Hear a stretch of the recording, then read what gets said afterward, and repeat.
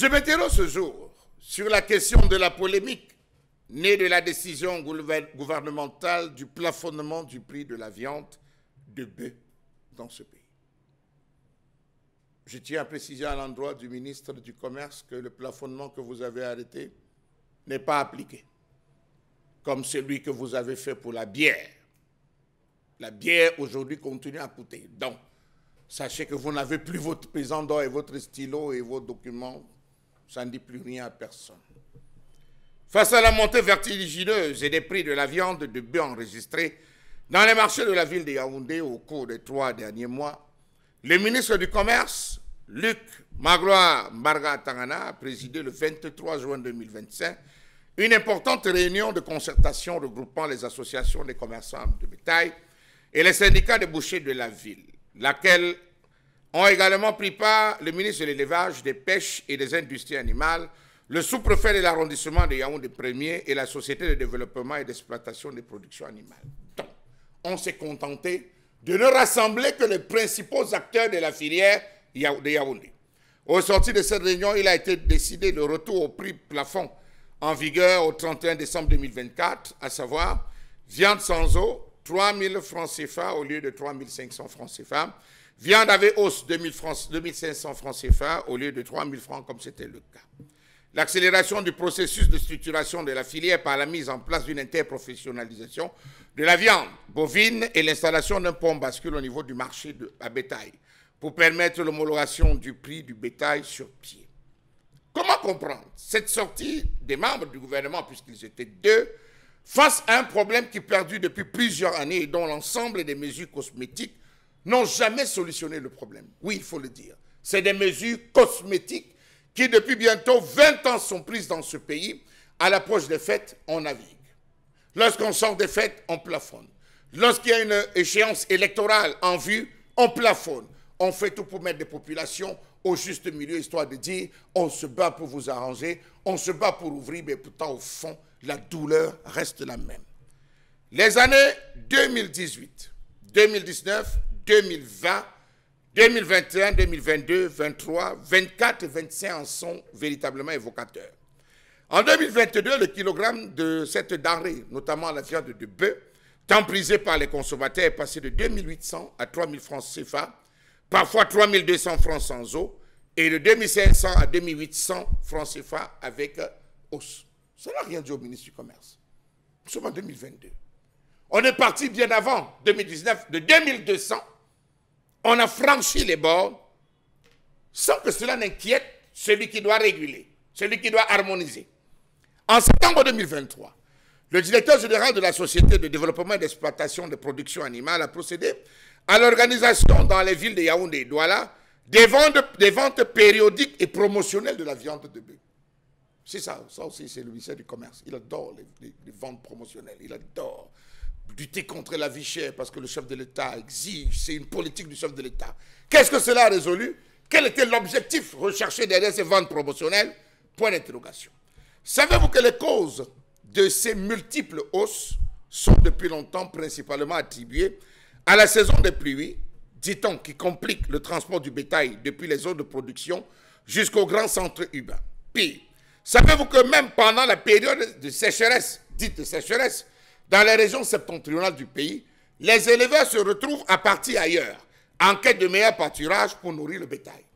Ayant discuté avec un berger, il nous a fait comprendre, il est propriétaire des ranches, que parfois on est obligé d'amener le bétail aux abords du Tchad, aux abords du Nigeria, pour permettre aux différents bêtes, puisque les cheptels sont grands, de pouvoir paître tranquillement. Déplacements sur de longues distances qui ont conduit et les ont conduits à s'éloigner des lieux de vente, augmentant de fait des coûts de transport multipliés par 2 ou 3 pour ravitailler les autres parties du Cameroun. Savez-vous qu'à ce jour, il faut compter plus de 10 jours pour transporter les bœufs depuis Kousséri dans l'extrême nord, contre 7 à 8 jours en période sèche? Que dire de l'état dégradé des routes qui ralentit les convois, nécessitant des arrêts fréquents pour permettre aux animaux de se reposer et de s'abreuver, augmentant ainsi les coûts logistiques? Partant de Kousséri pour Yaoundé, soyez-en sûrs, un chauffeur ayant l'habitude de transporter le bétail nous a confié qu'il fait 20 à 25 arrêts pour permettre aux bœufs de souffler, de s'abreuver et de se nourrir. Savez-vous que chaque arrêt entraîne des pertes, tant en temps qu'en santé des bêtes?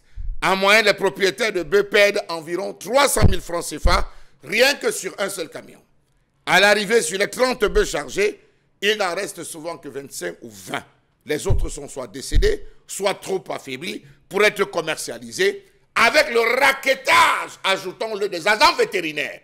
J'espère au moins que lors de la réunion, vous avez soulevé ce point.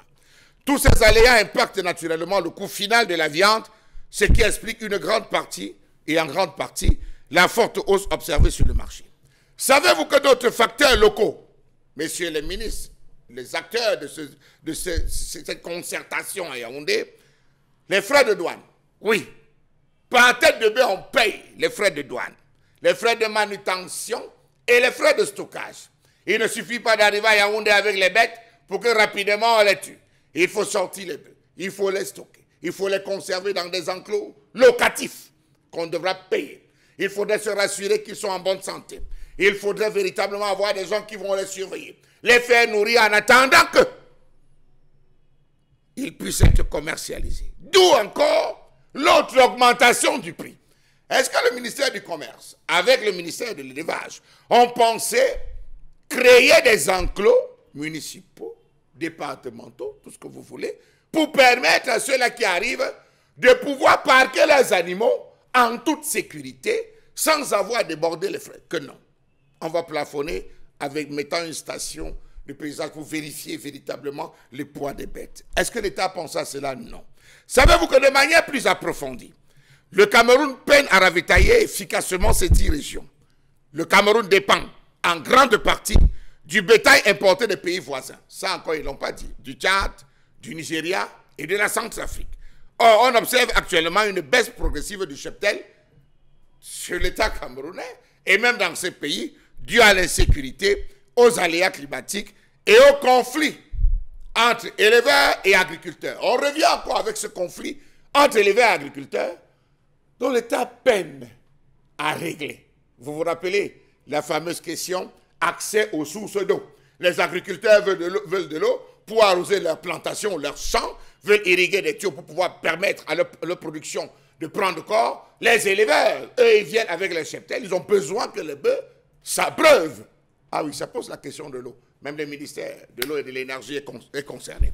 Là encore, il faut sauter cela. Est-ce que vous savez que du prix de la viande viennent s'ajouter les nombreuses autres tracasseries dont sont victimes les transporteurs sur les corridors, Douala, Bangui et Douala, N'Djamena? Oui, sur le corridor, on compte 110 contrôles. Et à chaque contrôle, pour les camionneurs portant le bœuf, il faut laisser en moyenne 5 000 francs. Multiplié par le nombre à dépousser sur la route, par rapport à ces corridors, ce qui est connu su par vous, parce que plusieurs fois, il y a eu des marches, des grèves. Vous avez essayé toujours d'amortir, de désamorcer. Ce déficit d'approvisionnement, tous ces problèmes créent donc une pression sur le marché, provoquant une envolée des prix. Comment allez-vous faire pour pouvoir interrompre cela, messieurs les ministres? Je me suis battu à élever, à avoir mon enclos, à soigner mes bêtes, à payer les intrants qui sont excessivement chers, à avoir des bœufs dodus. Je cherche un camion qui va transporter. Je paye toutes les autorisations. Je transporte. La route ne m'aide pas à avancer. Je paye des bœufs sur le chemin. J'arrive au lieu de commercialisation. Je suis obligé de louer encore un enclos, parquer mes bêtes, chercher ceux qui vont nourrir les bêtes. Je paye la douane. J'ai oublié que j'ai payé la douane. Et puis là, étrangement, vous venez, parce que vous avez un stylo, vous venez et vous dites, à partir d'aujourd'hui, tu vas vendre ton kilo à 750 francs. Que de vendre au Cameroun. Mieux je peux vendre ailleurs. Et en passant à l'abattoir moderne, ça fonctionne bien. Donc c'est pour ça qu'on quitte Kousséri pour Yaoundé, ça fonctionne bien. On tue 250 têtes par jour.